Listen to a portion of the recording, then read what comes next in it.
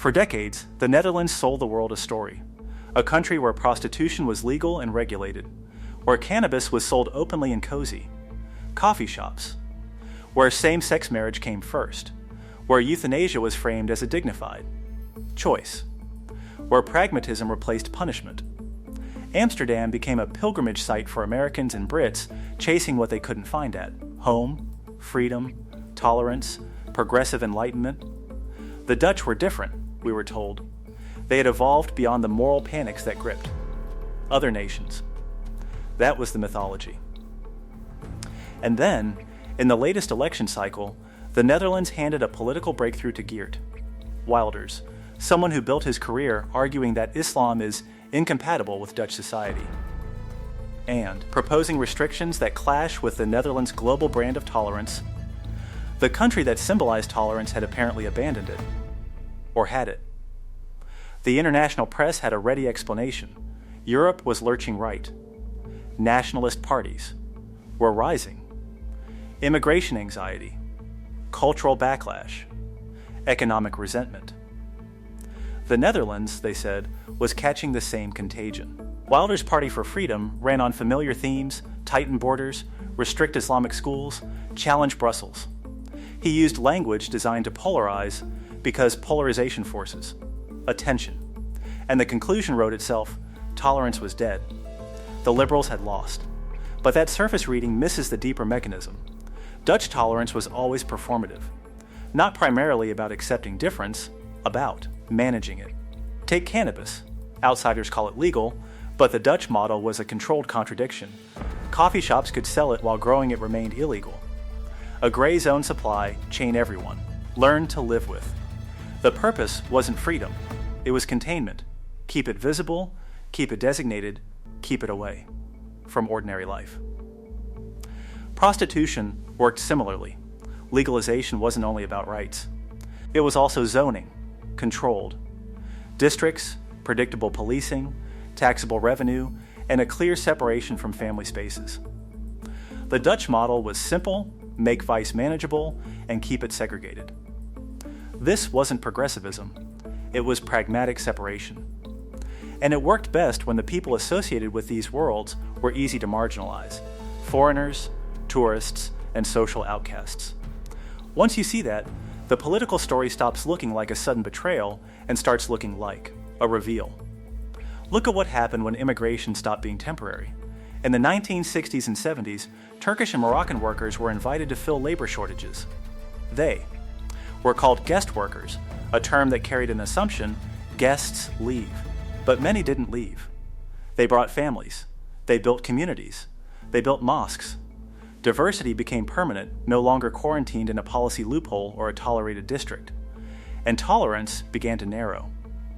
By the 1990s, Dutch politics popularized labels for foreign origin that didn't land evenly.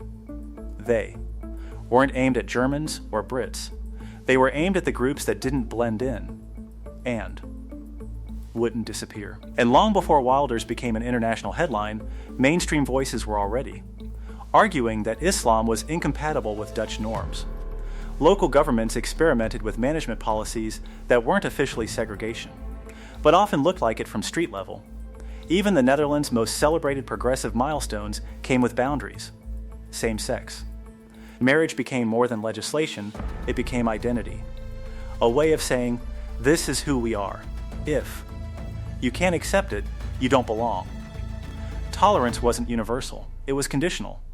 And the conditions were simple: be invisible or be Dutch. Then came a turning point that changed the emotional weather of the country. May 6, 2002.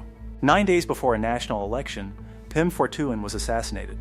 Fortuyn wasn't a typical far-right figure. He was openly gay, flamboyant, provocative. But he said Islam was a backwards culture, and that the Netherlands was full. His killer wasn't an Islamist. It was a white Dutch activist who claimed he was acting to protect vulnerable Muslims. The assassination traumatized the Netherlands, not because Fortuyn was universally loved, he was divisive, but because political violence had arrived and the illusion of civilized distance shattered. His young party surged immediately after, and the message to the establishment was, unmistakable, immigration was no longer something you could manage with euphemisms. The system responded in a familiar way, tightened rules while still speaking the language of. Tolerance. Integration programs became mandatory. Civic exams tested Dutch values, including liberal. Social norms. The test was blunt, assimilate or leave. Tolerance with teeth. And then came the second trauma. In 2004, filmmaker Theo van Gogh was murdered in Amsterdam after making a short film with Ayaan Hirsi Ali, criticizing the treatment of women under certain interpretations of Islam. The killer was a young Dutch-Moroccan man, born in the Netherlands, a second generation. Citizen, radicalized anyway. The trial was chilling. No remorse. A promise of more. For many Dutch citizens, the conclusion hardened, multiculturalism had failed, and integration wasn't working. Policy tightened again. The language changed, less tolerance, more compliance. And in that atmosphere, Geert Wilders understood the moment. He split from the mainstream right, built the Party for Freedom, and centered one message: Islam is incompatible with Dutch freedom. Borders must tighten. Europe must be challenged. But Wilders didn't present himself as an enemy of liberalism. He presented himself as its defender. Free speech, gender equality, LGBTQ rights, secularism. It was rhetorical judo, turn progressive identity into a gate, and call it protection. And it worked. Even when he lost elections, the baseline moved. Mainstream politicians condemned him, publicly, then quietly adopted parts of his framing. The Overton window shifted. Policies tightened, the cultural common sense changed, and eventually he won. Here's the paradox. Wilders rose by defending Dutch liberalism against an illiberal ideology. But the liberalism he defended was never universal. It was tribalism dressed in progressive language. Same-sex marriage became a marker of Dutchness. Gender equality became a way to distinguish us from them. Secularism became a demand that religion stay private, invisible, manageable. The Netherlands didn't abandon tolerance. It clarified who gets it. And the quiet answer has been consistent: people who already fit. That's why this wasn't a sudden national transformation. It was a logical conclusion. Wilders didn't create these conditions, he exposed them, and this matters beyond one country. Because the Netherlands isn't alone in the pattern.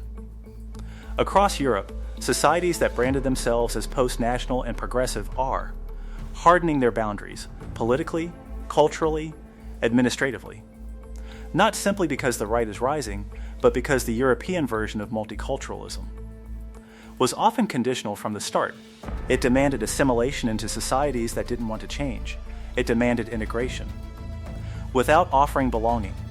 It celebrated diversity in the abstract while segregating it in practice. And when immigrant communities built their own institutions, schools, neighborhoods, religious spaces, it was framed as separatism. So what happens when growth slows, pressure rises, and the old accommodations start to feel expensive? The myth collapses. The Netherlands didn't become intolerant overnight. It stopped pretending. So what does that mean for the future? For Europe, it means the end of a comfortable story, that prosperity and liberal identity can absorb mass immigration without changing who gets to belong. For the Netherlands, it means Wilders now has to govern. Campaign promises collide with coalition reality. Rhetoric meets bureaucracy.